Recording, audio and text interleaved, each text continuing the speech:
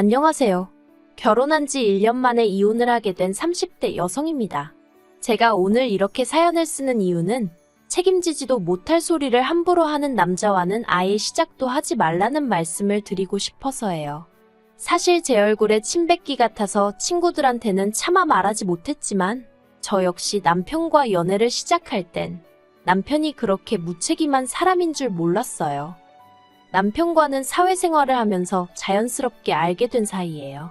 오며 가며 서로에 대한 호감을 갖게 되었다가 남편이 먼저 한번 만나보고 싶다는 표현을 해오면서 연인이 되었지요. 당시 저희 둘 다 20대 후반으로 결혼까지 생각하고 시작한 만남은 아니었고요. 하지만 인간관계라는 게 제가 뜻한 대로만 흘러가는 건 아니대요. 사귄 지 3년쯤 되니까 남편이고 저고 누가 먼저랄 것 없이 우린 나중에 결혼하면 이렇게 살자. 애는 몇 명 낳자. 약간은 농담처럼 이야기를 나누기 시작했거든요.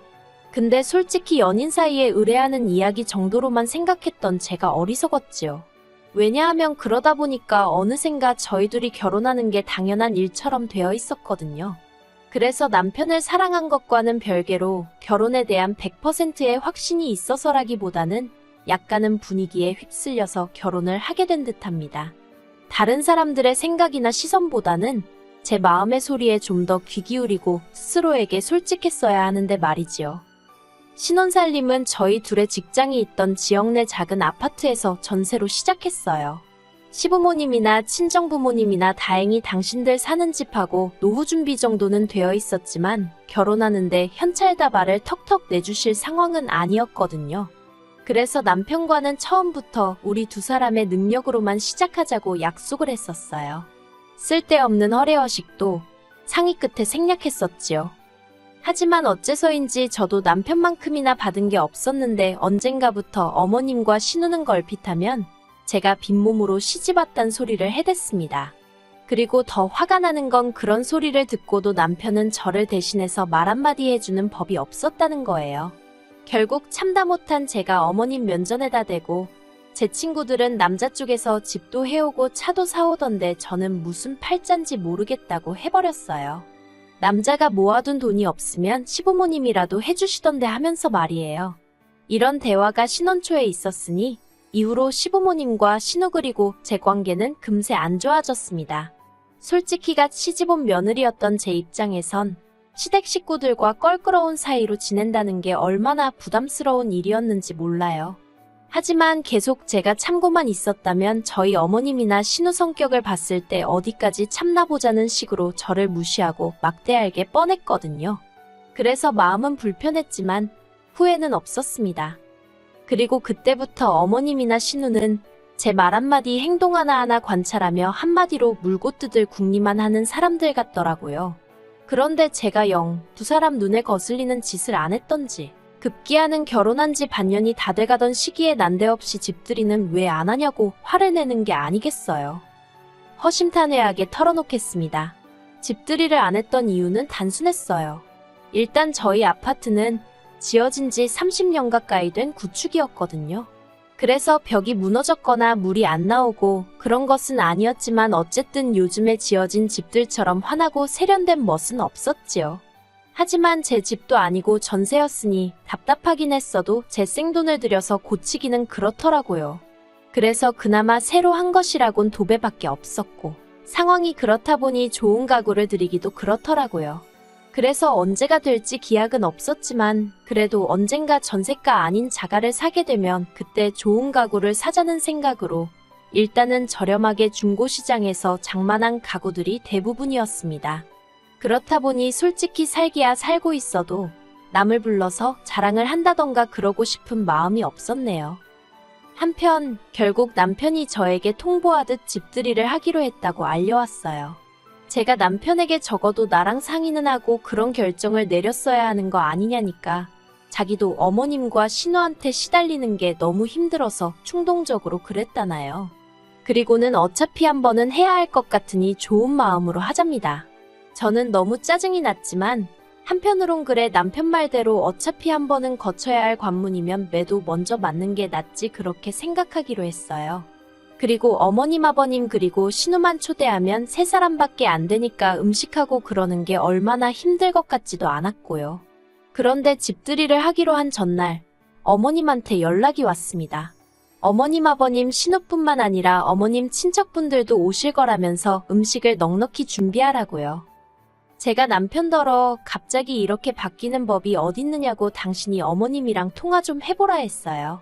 그러자 남편은 자기가 통화하면 뭐가 달라지겠냐고 어머님 기분이나 상한다며 그냥 기왕 하는 거 좀 더 넉넉히 준비한다 생각하라대요. 하지만 말이 쉽지 눈앞이 깜깜했지요. 어머님 아버님 신우 그리고 저희 부부까지 5사람에 맞춰서 장도 다 봐놨고 어떻게 할지 구상도 마쳤는데 이제 와서 갑자기 친척들이 온다니 아무리 생각해도 도무지 답이 안 나와서 그러면 내일 아침에 당신이 나를 좀 도와줘야 한다고 했어요. 가서 부족한 재료도 사다 주고 잔심부름도 들어줘야 한다고요. 그랬더니 남편이 흔쾌히 알겠다고 하대요. 하지만 이튿날 아침 일어나니 남편은 벌써 어디를 갔는지 안 보였습니다. 비어있는 침대를 보니까 어찌나 열이 받던지 바로 전화를 했지만 받질 않더라고요. 어디 네가 이기나 내가 이기나 한번 해보자는 심정으로 5번을 내리 걸었는데도 안 받대요. 그리고는 11시가 다 되어서야 집에 왔는데 어딜 갔다 오느냐니까 밖에 날씨가 너무 좋아 보여서 뒷산에 갔다 왔답니다. 어처구니가 없고 남편이 어찌나 한심해 보이던지 제가 남편더러 장난하는 거냐고 쏘아붙였어요.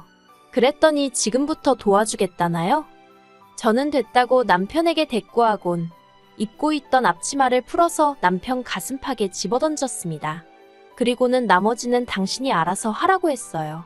장봐오기부터 시작해서 밑준비까지 제가 다 했으니까 굽던지 찌던지 그건 당신이 알아서 하고 손님 맞이하라고요. 그러고 저는 제 핸드폰과 차키를 챙겨서 현관을 나섰습니다. 남편이 저더러 이렇게 해놓고 지금 어딜 가냐며 화를 내길래 나도 날씨가 너무 좋아 보여서 친정에 간다고 받아쳐버렸지요. 그리고는 저는 진짜로 친정에 갔어요. 사실 친정은 저희 집에서 차로 40분 거리로 그렇게 멀진 않았거든요. 하지만 결혼 후에는 특별한 이유 없이는 찾아가지 않았습니다. 친정 부모님도 각자 하시는 일이 있어서 바쁘시기도 했고 솔직히 결혼 후부턴 보통 힘들고 지칠 때마다 친정 생각이 많이 났는데 행여 친정 부모님이 속상해하실까봐 더 발걸음을 안 한 것도 있네요. 아무튼 그렇게 친정에 도착하니 친정어머니가 깜짝 놀라시면서 연락도 없이 무슨 일로 왔냐고 하셨습니다. 그런 친정어머니께 저는 그냥 엄마가 해주는 밥이 먹고 싶어서 왔다고 했어요. 하지만 그 말에 많은 뜻이 숨어 있다는 걸 굳이 설명하지 않아도 친정어머니는 바로 이해하시더라고요. 무슨 속상한 일이라도 있었냐면서 이야기해보라고. 그래서 그간 어머님이나 신우가 저에게 함부로 했던 것부터 시작해서 집들이 얘기까지 다 털어놓았습니다. 친정어머니는 한참을 말없이 듣고 계시더니 오늘은 어쨌든 왔으니까 좀 쉬다 가라 하셨어요. 저더러 잘했다 못했다 그런 말씀은 안 하셨고요. 그리고 한편 제 핸드폰은 불이라도 난 것 마냥 계속해서 전화벨이 울려대고 나중엔 문자가 폭탄처럼 오대요. 남편은 저더러 무책임하다.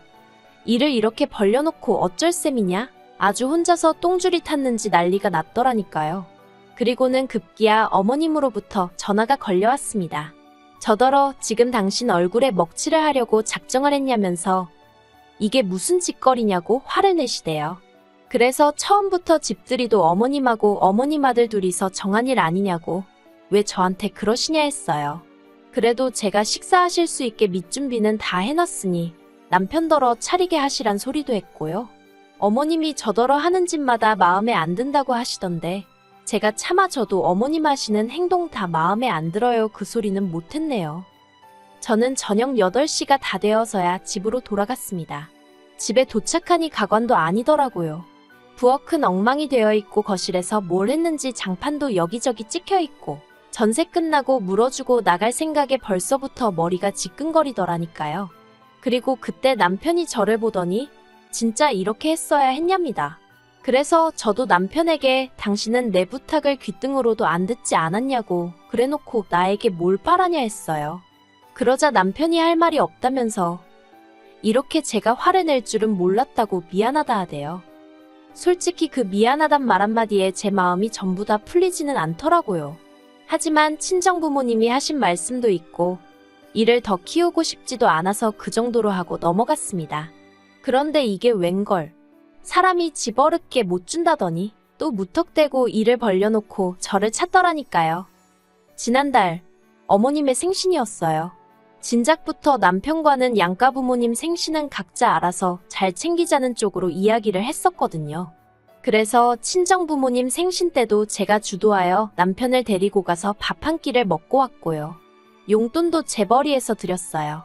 하지만 그랬음에도 불구하고 친정 부모님이 그것만으로도 저희 부부에게 고맙다며 특히나 남편 생일 때는 정말 상다리가 부러지게 생일상을 차려주시대요. 필요한데 쓰라며 용돈도 50만 원이나 주셨고요. 솔직히 저야 시부모님으로부터 그런 대우를 받을 거란 일말의 기대조차 없었기에 남편이 저희 친정 부모님으로부터 받는 모든 것들이 부러웠어요. 서운하기도 했고요.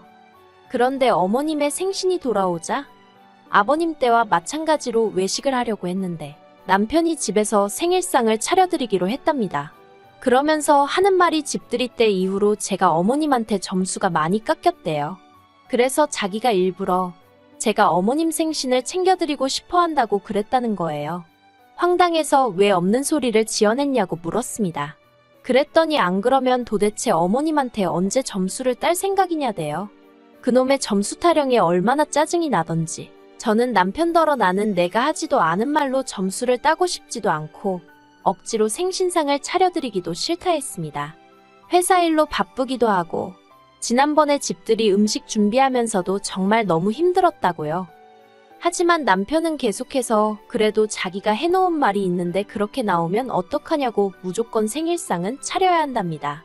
어찌나 사람을 들들 볶는지 환장하겠더라고요. 그래서 제가 그러면 생일상 얘기 꺼냈을 때처럼 당신이 음식 해놓고 내가 했다고 해주면 되겠다고 했어요.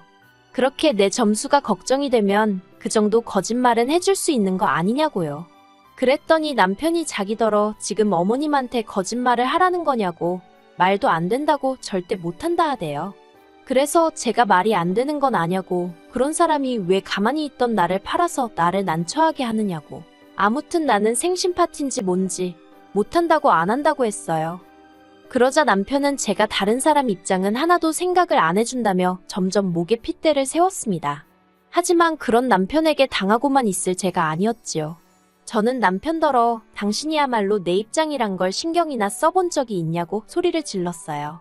그리고 어머님 생신상 같은 소리 한다고 당신은 장인장모 생일 때 먼저 케이크라도 하나 사와봤냐? 말이라도 먼저 생신 축하드린다고 해봤냐 따졌네요. 어쩌다 처가에 가게 되면 도살장 끌려가는 소마냥 뒤에 따라와서 주는 밥이나 처먹고 말 한마디 없이 있다가 오는 게 전부면서 나한테 어떻게 어머님 생신 어쩌고 그딴 소리를 할 수 있냐고 염치라는 게 있긴 하냐고 정말이지 그간 마음에 쌓였던 이야기가 전부 다 쏟아져 나오더라니까요. 하지만 남편은 미안하다는 말은 고사하고 그래도 이번 생일상은 무조건 차려야지 안 차리면 가만 안 두겠답니다. 그리고 그때 제 머릿속에서 이성의 끈이라는 게 끊어지는 듯 했어요. 가만 안 둔다고 어떻게 할 건지 한번 두고 보자 했습니다. 그런데 남편은 제가 말만 그렇게 하고 생일상을 차릴 줄 알았나 봐요. 어림도 없었지요. 집들이 때 그렇게 사람이 싫은 티를 냈으면 지도 알아듣는 게 있어야지. 한번 얼렁뚱땅 넘어가줬더니 나를 물로 보나 싶대요. 그리고 마침내 어머님 생신날이었어요. 주말이기도 했고 그래서 오전 10시 반쯤 느지막이 일어나 커피도 내리고 토스트도 만들었지요. 그렇게 여유있고 한가한 시간을 보내고 있는데 머리가 떡이 된 남편이 안방에서 나오더니 저를 보고는 지금 몇 시인데 왜 아무것도 안 하고 그러고 있냐는 거예요. 내가 뭘 아무것도 안 하고 있냐고 지금 아침 먹는 거 안 보이냐 했습니다. 그랬더니 남편이 한다는 말이 미역국 안 끓이냐고 어머님이 점심때 오시기로 했다나요. 저는 어머님이 점심에 오시는 줄도 몰랐어요. 아무튼 제가 남편더러 그걸 아는 당신은 이제껏 잔 거냐고 자식이 돼서는 왜 그 모양이냐고 한마디 했네요. 이후로 빨리 뭐라도 하라고 저를 재촉하는 남편을 향해 당신이야말로 미역국이라도 끓이라고 한마디 했어요. 어머님 생신상은 순전히 당신 생각이었으니 당신이 처음부터 끝까지 책임지라고도 했지요. 솔직히 말해서 혹시나 남편이 저보다 일찍 일어나 뭐라도 하려고 흉내라도 내고 있었으면 저도 마음을 달리 먹고 도와줄 생각이었거든요. 그런데 이건 뭐, 자기가 어머님한테 생신상을 차려드리네 어쩌네 헛소리는 다 해놓고 일은 제가 다 하라는 판이었으니 한 번 당하지 두 번 당하겠어요. 결국 남편과 저는 또다시 싸우게 되었습니다. 남편이 저더러 며느리 도리를 한 해 못하네 해대길래 당신은 뭘 했냐니까 사위도리라는 말은 없다면서 빈정거려요. 그래서 사위 노릇이라는 게 있다고 이 멍청한 인간아 하면서 당신은 우리 부모님 그러니까 장인장모를 위해서 뭘 얼마나 했다고 나한테 이러냐고 한마디로 할 소리 안 할 소리 다 하면서 싸웠어요. 그리고는 고맙게도 남편이 먼저 이혼 이야기를 꺼내더군요. 한다는 말이 매사 따지고 들고 성 긋는 저 같은 여자랑은 못 살겠다나요. 어이가 없어서 남편더러 나야말로 뒷일은 생각도 안 하고 터진 입이라고 떠들어대는 당신 같은 남자랑은 못 살겠다 했습니다. 그러자 남편이 욕을 하면서 현관 밖으로 나가대요. 부부싸움만 했다 하면 그렇게 밖에 나가서 담배를 피는 습관이 있거든요.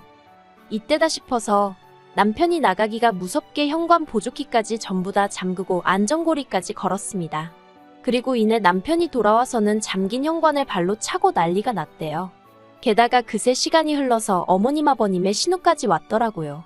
다들 이게 뭐하는 짓이냐며 저만 나쁜 인간으로 몰아가는데 정말 지긋지긋하더라니까요. 결국 남편과 저는 이혼을 했습니다. 남편도 저도 서로에게 정이 떨어진 상태였지만 이혼을 어떻게 할지 정할 때만큼은 의기투합이 잘 되대요. 어머님은 저더러 성격 이상자라며 저 때문에 당신 아들 이혼남 됐다고 저를 고소하시겠다 했어요. 그래서 하시라 했습니다. 그러면 저도 어머님과 신우의 억지와 시비 때문에 남편과 사이가 틀어져서 이혼까지 했다고 어머님하고 신우가 저희 가정을 파탄냈다고 똑같이 고소하겠다 했지요. 솔직히 변호사 말로는 소송으로 해도 제가 이길 건데 다만 같이 산 기간이 얼마 안 되니 위자료는 거의 못 받을 거다 했거든요. 이혼 후 저는 친정부모님과 다시 합가를 시작했어요. 그리고 아무렇지 않은 척하고 있지만 사실 이제 내가 이혼녀구나. 솔직히 그 생각만 하면 왠지 모르게 움츠러드네요. 그래도 저를 응원해주는 사람들이 더 많은 걸 알기에 힘내보려고 합니다. 한편 남편의 경우 들려오는 소식에 의하면 기어이 그 생각 없이 말하는 버릇 때문에 큰 코 다쳤더라고요. 이혼 이야기가 오가던 당시 남편은 자기가 곧 승진을 하게 되었다며 무척이나 거들먹거렸는데요. 알고 보니 승진을 할 예정도 아니었고 순전히 자기가 잘못된 몇 개 서류랑 사장이 다른 사람들하고 나눈 이야기를 엿듣고 그렇게 소문을 내고 다녔던 거더라고요. 근데 문제는 그 이야기가 사장 귀에 흘러들어가서는 사장이 남편더러 경거망동하는 것이 믿을 수가 없다며 오히려 좌천을 시켰다는 거예요. 솔직히 그 이야기를 들었을 땐 언젠가 그놈의 입 때문에 망할 줄 알았기에 놀랍지도 않았지만요. 하긴 이제 뭐 남남인데 무슨 상관이겠어요. 저는 저대로 제 앞가림이나 잘하렵니다.